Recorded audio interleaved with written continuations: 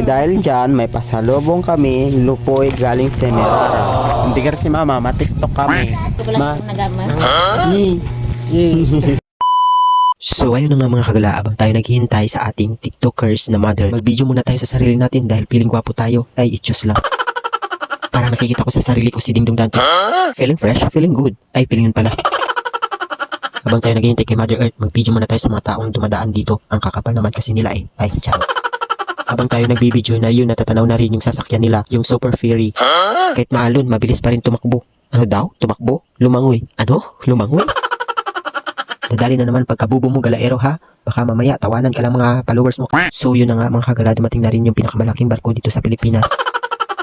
Nakalimutan ko pala, may kasama pala akong unggoy dito. Ipakita ko lang sa inyo ha. Ayan nakawala yan doon sa kagubatan. Sinama ko na lang tong unggoy para may taga-video ako. Okay, let's go mga kagala. Nakababa na rin yung mga pasahero. Kaya hanapin na natin yung mother ko. Nawawala ata. Hindi ko alam kung nasako na yan nila dyan o talagang naglangoy na sa dagat. Ay, charot. Ayun na nga, nakikita ko na rin si Mother Earth. Dinudumog ng mga tao. Talagang artista talagang mother ko. May dalang batang kano pa si mama. Saan niya kaya ito nadampot? O nagpalahi lang talaga si mama sa kano. Ang sama pa naman ang tingin sa akin. Hindi ko alam kung nainis siya sa akin o napupugian sa akin. Ay, ganyan talaga mga bata. Pag ako'y nakikita, puging-pugi talaga sa akin. Ay, charot lang. So, ayan na nga mga kagala. Pagod na sila. So, tara. Uwi na. Okay, uwi na kami.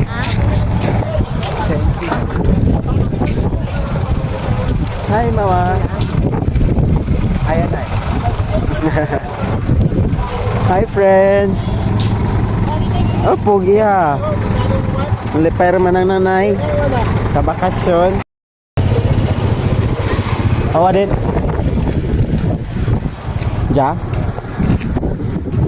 Sakay na. Oh. Sakay. Bakit? Ari, itsura mo. Hindi ka si mama, matiktok kami. Tapos kamugid mga kagala. Hi, anay.